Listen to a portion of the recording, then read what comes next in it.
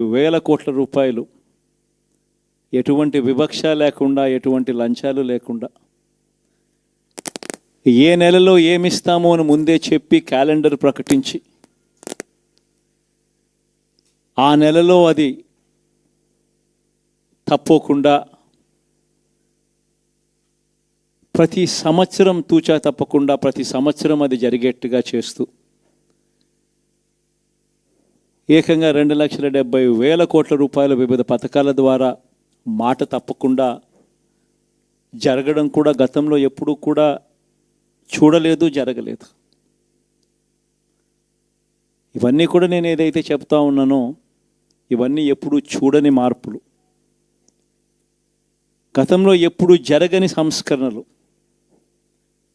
విద్యారంగంలో అయితేనేమి, వైద్య రంగంలో అయితేనేమి, వ్యవసాయ రంగంలో అయితేనేమి, సామాజిక న్యాయం అంశంలో అయితేనేమి, మహిళా సాధికారత అంశంలో అయితేనేమి, గవర్నెన్స్ విషయంలో అయితేనేమి ఎప్పుడు జరగని చూడని సంస్కరణలను కూడా తీసుకొచ్చు. ఇవన్నీ నేను ఏదైతే చెప్తా ఉన్నానో ఇవన్నీ మనం చేసి చూపించి ప్రజల మన్ననలు పొందిన తర్వాతే ఎన్నికలకు వెళ్ళాం. ఎన్నికల్లో ఏమైందో తెలీదు. 5 సంవత్సరాలు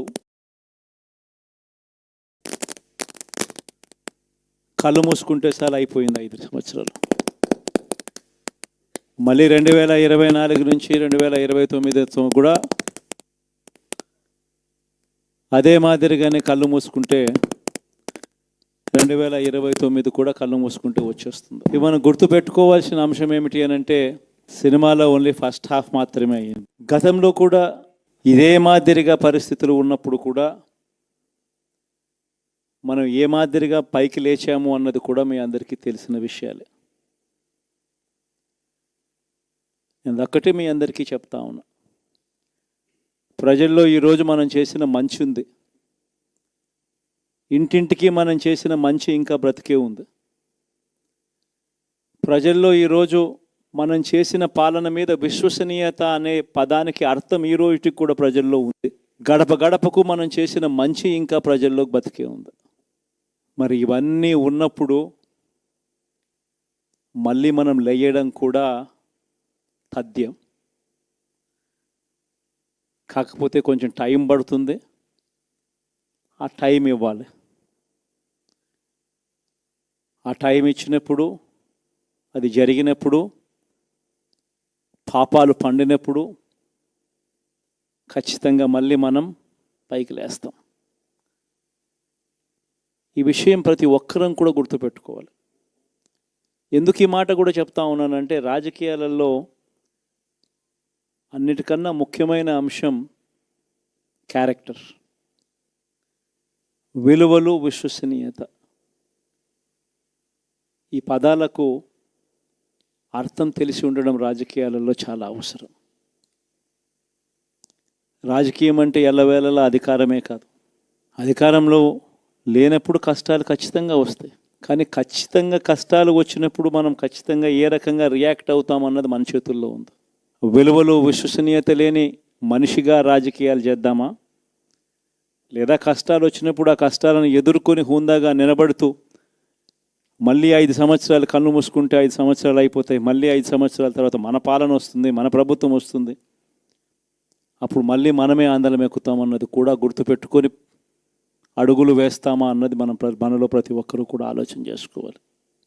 ఇదే మన ప్రభుత్వం అధికారంలో ఉన్నప్పుడు కులం చూడలేదు, మతం చూడలేదు, ప్రాంతం చూడలేదు, రాజకీయాలు చూడలేదు, చివరికి ఏ పార్టీకి ఎవరు ఓటు వేశారు అన్నది కూడా చూడకుండా ప్రతి పథకము కూడా డోర్ డెలివరీ చేయించాం. మనం అర్హత మాత్రమే ప్రామాణికంగా తీసుకొని ప్రతి పథకము, ప్రతి మంచి కూడా ప్రతి ఇంటికి డోర్ డెలివరీ చేయించాం. అలా ప్రతి మంచి, ప్రతి పథకము డోర్ డెలివరీ చేసిన ప్రభుత్వం మనదైతే, పాలన మందైతే, ఈరోజు కేవలం వాళ్ళ పార్టీకి ఓటు వేయలేదు అని మాత్రమే ఓటుకు వేయకపోవడమే పాపం అన్నట్టుగా ఈరోజు రావణ కాష్టం చేసి సృష్టిస్తూ ఉన్నారు, విధ్వంసం చేస్తూ ఉన్నారు, ఆస్తులు నష్టం చేస్తున్నారు, కొడతా ఉన్నారు, అవమానిస్తూ ఉన్నారు. ఇవన్నీ శిశుపాలుని పాపాల్లో భాగాలుగా ఇవన్నీ అప్పుడే పాపాలు మొదలయ్యాయి. ఒకవైపున మనమేమో మనకు ఓటు వేయకపోయినా కానీ ఏ రోజు కూడా డిస్క్రిమినేషన్ చూడలేదు. అటువంటి వాళ్లకు కూడా మనం డోర్ డెలివరీ చేసిన ప్రభుత్వం పాలన మందైతే ఈరోజు కేవలం ఓటు వేయలేదన్న ఒకే ఒక కారణంతో ఏకంగా కొడతా ఉన్న పాలన వీళ్ళది. ఈ పాపం ఊరికే పోదు. రెండవ పాపం చంద్రబాబుది కూడా అప్పుడే పండింది. బహుశా కేంద్రం ఈ రకమైన కేంద్రంలో ఈ రకమైన పరిస్థితులు బహుశా ఎప్పుడు ఉండిండవేమో. ఈ రకంగా కేంద్రంలో 240 ఎంపీలు మాత్రమే వచ్చిన పరిస్థితులు, రాష్ట్రంలో ఏకంగా వీళ్ళకు కూడా ఈ మాదిరిగా మంచి నెంబర్లు వచ్చిన పరిస్థితులు, ఎన్డీఏలో మళ్ళీ చక్రం తిప్పుతా ఉన్న పరిస్థితులు. ఇలాంటి పరిస్థితుల్లో కూడా ప్రత్యేక హోదాను అడక్కపోవడం చంద్రబాబు చేసిన మరో పాపానికి కూడా మరో నాంది. ఇలాంటి పరిస్థితుల్లో కూడా ప్రత్యేక హోదా మనం అడిగి తెచ్చుకోలేకపోతే రాష్ట్రంలో ఏ ఒక్క యువకుడు కూడా క్షమించడు చంద్రబాబు నాయుడు. మనం కొంచెం ఈ పాపాలు పండేదాకా మనం గట్టిగా దీన్ని నిలబడగలిగితే, ముందుకు తీసుకొని పోగలిగితే ఈ పోరాటాన్ని ఆటోమేటిక్గా శిశుపాలుని 100 పాపాలు ఫాస్ట్గా ఎరోడ్ అయిపోతాయి. అంటే ప్రతి ఒక్కరూ ఈ విషయాలన్నీ గుర్తుపెట్టుకోమని కొడతాం. ఎన్ని బహుశా నేను చెప్పేటివన్నీ కూడా మీ అందరికీ కూడా తెలియనేటివి కాదు. కేవలం నేను మీ అందరికీ గుర్తు మాత్రమే చేస్తా ఉన్నా. కష్టాలు రావడం అన్నది సర్వసహజం. కష్టాలు ఇలా మనం ఎదుర్కొని నిలబడడం అన్నది మన చేతుల్లో ఉన్న అంశం అన్నది మాత్రం ఖచ్చితంగా ప్రతి ఒక్కరూ గుర్తుపెట్టుకోమని మీ అందరితో కూడా కోరుతా ఉన్నాను. శాసనసభలో, చట్టసభలో మీ సభే అన్నిటికన్నా ముఖ్యమైన సభ అవుతుంది. ఓటు వేయలేదు అన్న ఒకే ఒక కారణంతో మనుషుల్ని కొడతా ఉన్న పరిస్థితుల్లో, మనుషుల్ని అవమానిస్తూ ఉన్న పరిస్థితుల్లో, మనుషుల్నే బలవంతంగా ఆస్తి నష్టం చేస్తూ ఉన్న పరిస్థితుల్లో ఇక ప్రతిపక్షం ఉన్నది ఒకటే ఒక పార్టీ, ఆ పార్టీకి అవకాశం ఇవ్వాలా అన్న కనీస నైతిక విలువలు వాళ్ళు పాటిస్తారన్న నమ్మకం నాకైతే లేదు. కాబట్టి మీరు చేయాల్సిన పాత్ర గొప్పది, చాలా ఉంది అన్నది మాత్రం గుర్తుపెట్టుకోండి. రాబోయే రోజుల్లో యాక్టివిటీ లెవెల్స్ అనేది ఆటోమేటిక్లీ పెరుగుతాయి.